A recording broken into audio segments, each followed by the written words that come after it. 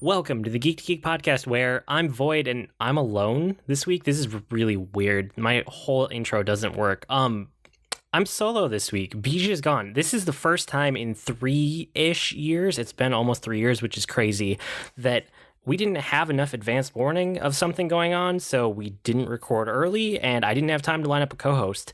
So this week it's me just talking at you, which feels weird for me. I don't know if it feels weird for you, but I wanted to put something in the feed anyway. Next week we'll be back to normal, so if you want to hear our usual back and forth, I will not be offended. You can come back next week. No harm, no foul, none of that stuff. Normally, when we do an episode, our main topic is fairly well outlined with a lot of details, and then our weekly geekery is like very loosely outlined, and that ends up being, you know, my part of it is like a fourth of the show, approximately, depending on the week. I mean, if you guys have been listening, you know that. So this week, that's kind of all I have. I'm just going to run through some geekery, and I expanded it out maybe a little bit more than normal, but it's going to be a short episode, so we're going to embrace it and roll with it and be back with Beige next week. So to kick it off, I have a book that I listened to and I read in one day. I'm not quite done. I'm like 90% of the way there. I'm probably going to finish it right after I finish recording this and editing it. It's called Artemis. It's essentially a sci-fi moon caper. It's like a future-ish, like maybe 100 years in the future, nothing crazy far ahead in the future, on the moon, and there's a caper, I guess is the best way to put it. It's not quite an Ocean's 11 affair, but it's one main character that's fairly interesting, and it has, well, it's by the same author that did The Martian, and it has some of the same kind of like science principles to it, where they get into not quite as much math as The Martian, but still kind of getting into the weeds in science in an interesting way. And I like that about it. So at this point, I think I can say that I like Andy Weir as an author, and it's not just The Martian that I liked. So it's kind of cool to have a new author on my radar. But yeah, anyway, I'm enjoying that one a lot. I'll probably report back more in depth next week once I finish that last 10%, and I can give you like a whole overview of it. But again, the premise, moon caper, sci-fi, near future, if that appeals to you, I can already pretty much recommend it as a read. I also got my first solo victory in Fortnite Battle Royale. It's actually my first victory of any kind in any of the matchmaking modes. So if you guys don't know, there's solo, there's duo, and there's also squad. I think it's squad. If not, it's like multi. It's like 4 people. And this was the first victory I've gotten across any of those. I'm fairly certain I might have gotten a squad victory, but I feel like I would have remembered it more than this. So I got really excited when I got this solo victory, and I texted BJ right away, and I sent him a screenshot of it with like my victory royale or whatever it said on the screen. It's not the same as PUBG. It's not the winner chicken dinner. It's something else. But anyway, I sent him it with my, first place finish, and I was super excited about it. And he goes, "Oh, what'd you do to your strategy? What did you change up? Like, what made you finally get there?" And I said, "Nothing. I just shot the other guy first," because honestly, like, I have a strategy that gets me pretty much into the top 15 every time. I can very often get into the top 10. And then from there, it's just a matter of kind of like executing on the last part of it and getting the shooting down. And I have some weapons that I'm getting better and better with. So like the shotgun is kind of my mainstay once you get into really tight quarters, once that storm closes in on your location. And that was, I guess, how I sealed the victory. But really, I used a variety of weapons, and I just did well in the last 10 players. I took out a couple of them, and then I got down to me and one other guy, and I was able to take him out when there was like no more room to hide, and we both had to just charge at each other. So I finally got to drop on somebody right at the end, and I've made it to number 2 on those games quite a few times. I don't even know. I've kind of lost track, but I've never gotten to number 1 before. So apparently I'm getting better at the game, or I just got lucky and the other person was bad. I'm going to say that I'm getting better because that makes me feel better about the game.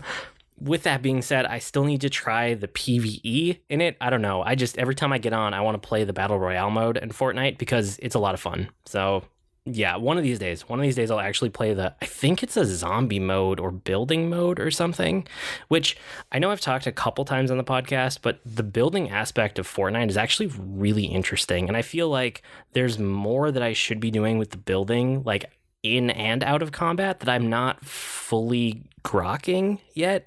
I don't know. I think if I keep playing, I'll get there eventually. But this is kind of my evergreen game at the moment. I mean, Monster Hunter is also just because it's taking a lot of time. But I feel like long term, Fortnite, the Battle Royale mode, might be one of my like evergreen staples going forward. And that's one of those things that just shakes out over the time. Like, I can't make a decision and say, this is my evergreen game. It's more of, what do I want to keep going back and playing between other games, and when I just need a break or when I don't want to think.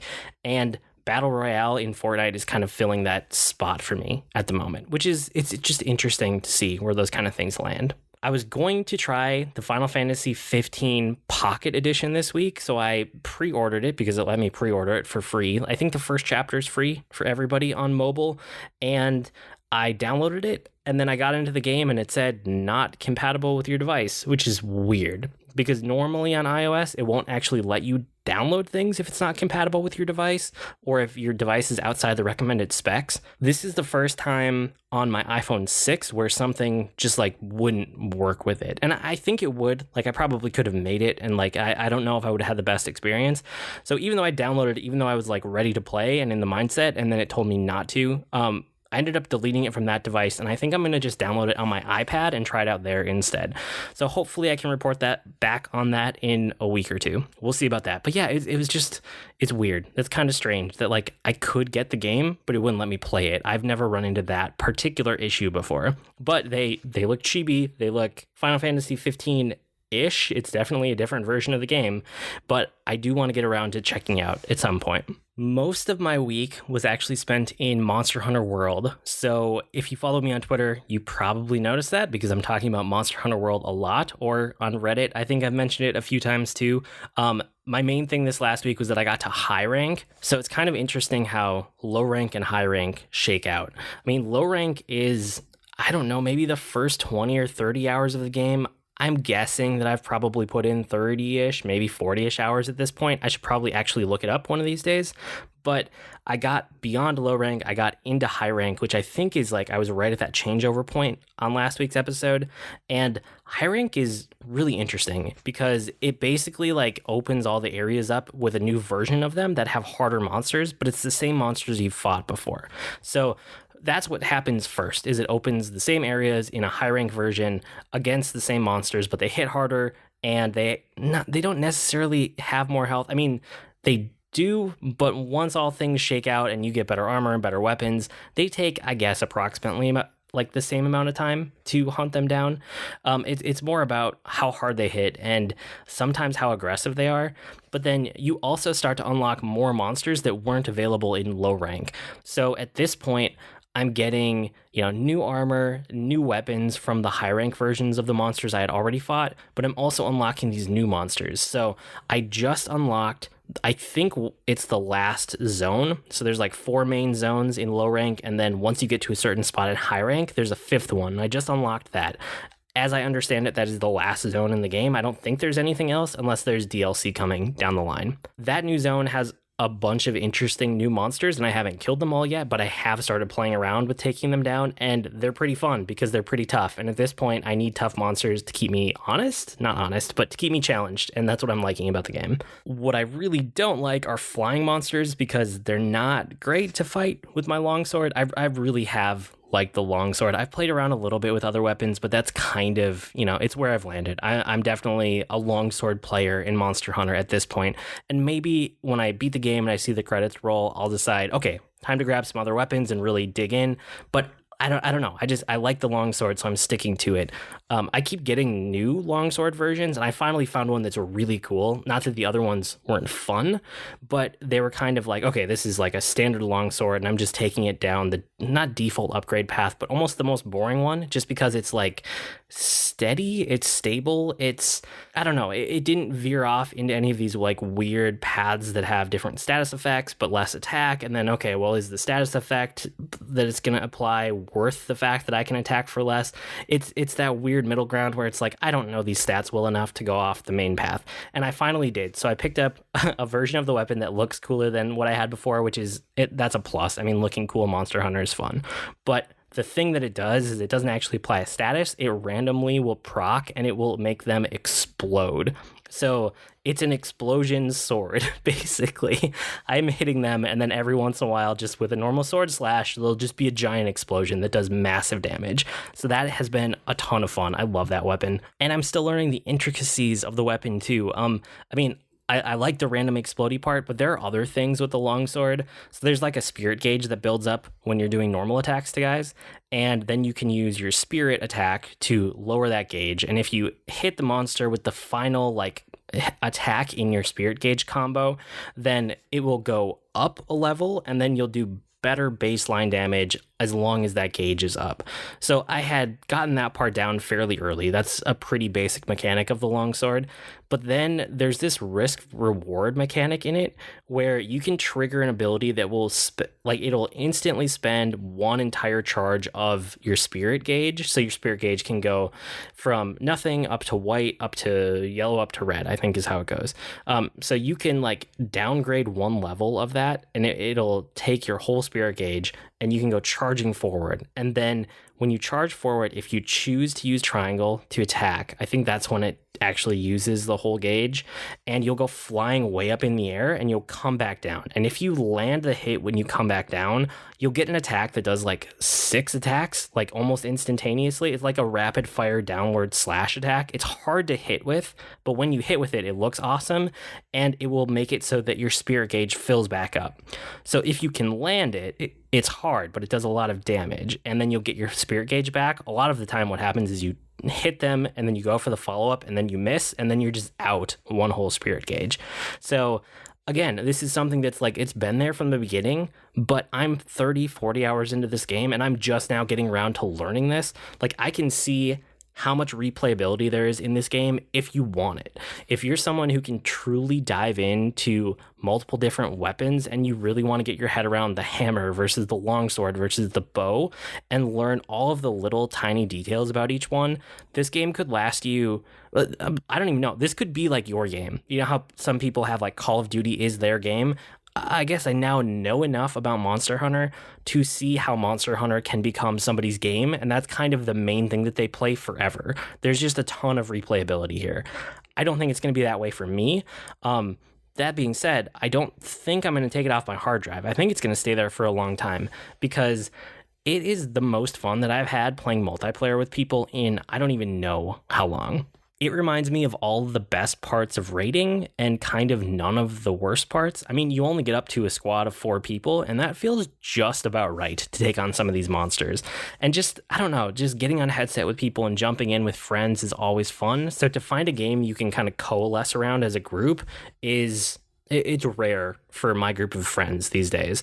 And this one has been really, really fun to play with all of my online friends. So I keep going back to it because everybody else is going back to it night after night. And also, I want to see the credits. I mean, at this point, I'm so far in, I want to see the credits. I'm just unlocking the last Elder Dragons, and I think that will kind of like finish off the game. I'm getting the feeling that I'm very close to the credits, even though that doesn't mean that I will be done with the game. It means that I will see the credits roll, which I think at this point, that's my goal still.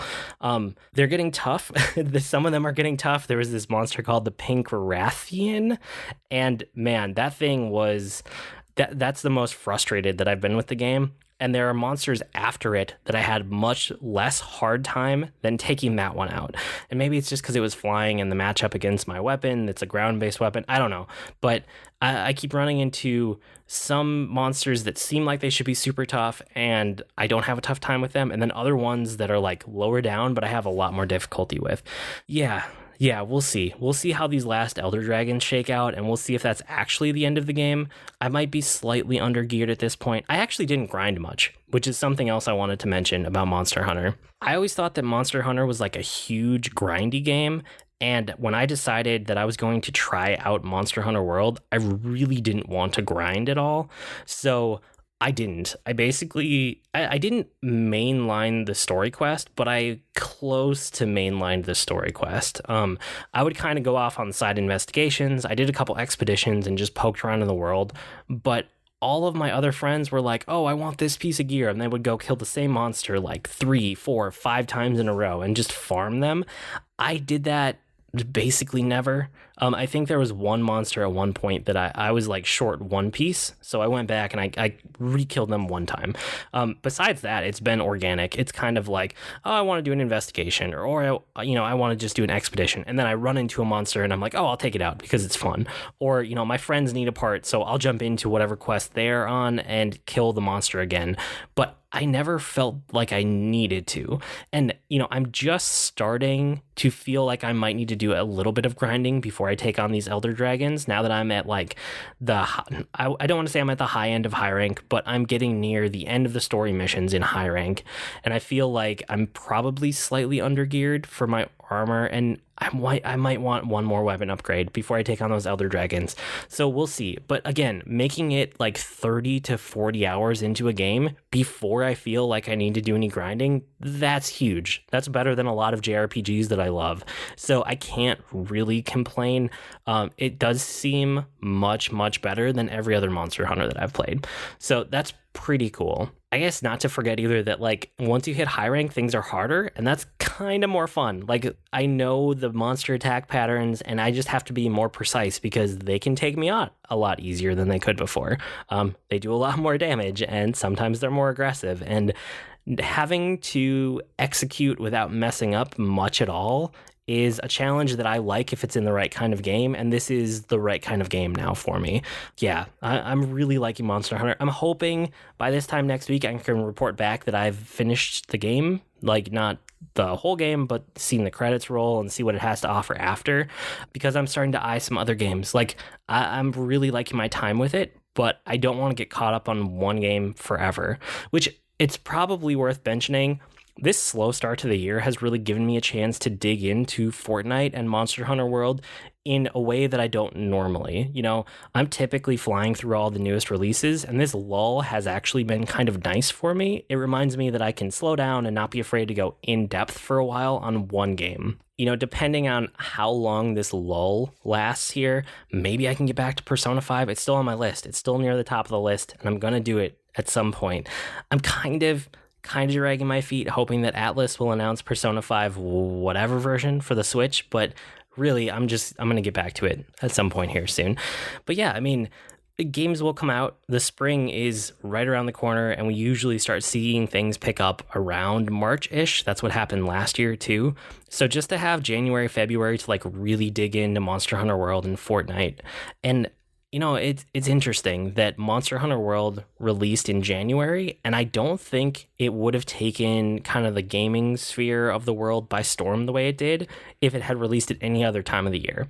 Like, if you can think about this game coming out last October, it would have been overshadowed by so many things. Like, we had a crazy October, or even November, or December. Everybody's doing holiday stuff. Releasing your game at the right time is probably a topic in itself, but it's worth pointing out that Capcom did a really good job releasing Monster Hunter when they did, because every gaming site that I look at, every YouTube channel, every podcast I listen to is still talking about Monster Hunter, and it's been out for weeks now, and I'm still talking about it.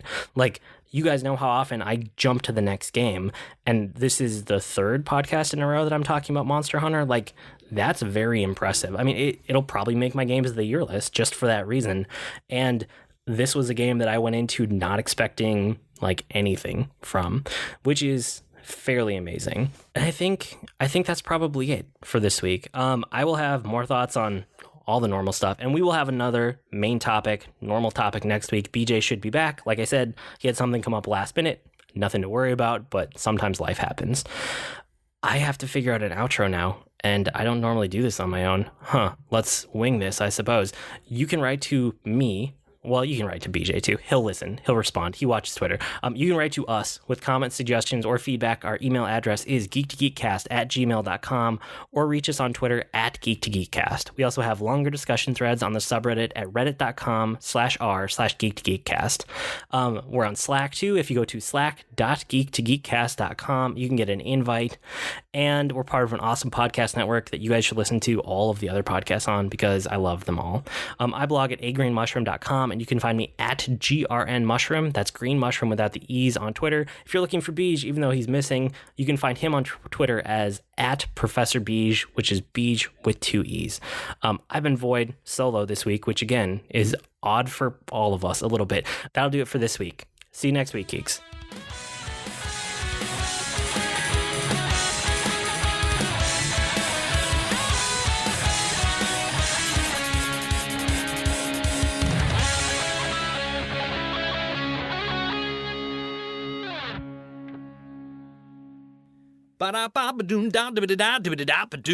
Comics. Hey everyone, Rob here, your friendly neighborhood comic geek, inviting you to join me and my rotating cast of co-hosts each week on The Comic Box, where we tell you everything you need to know to become a world-class comic book geek. So join us for The Comic Box each week right here on the Geek to Geek Podcast Network. Hi everyone, I'm Katie. And I'm Chelsea, and we are the hosts of Tea Time with Katie and Chelsea. We are 2 best friends who love pop culture and talking about pretty much whatever we want. Katie! Yes? Stop thinking about Zac Efron and tell our future listeners what some of our latest episodes have been about. Well, we've talked about Zac Efron. No, get it together, Katie. Fine. We've talked about fan fiction, classical literature adaptations, favorite TV couples, and so much more. So grab your cup of tea or whatever your drink of choice is and download our podcast today. Hi, my name is Joe Hogan, and I'm a geek. And if you're currently listening to this, there's a good chance you're a geek too. So check out my podcast, Geektitude. Each week, I talk with somebody about their geek aptitude. Sometimes I talk to people in a geeky profession. Sometimes it's someone doing something really cool with their geekiness. Often it's another geeky podcaster. But it's always someone who wants to share their inner geek. So join me each week as we come together to geek out about all the geeky stuff we love. And remember, this week, keep it geek.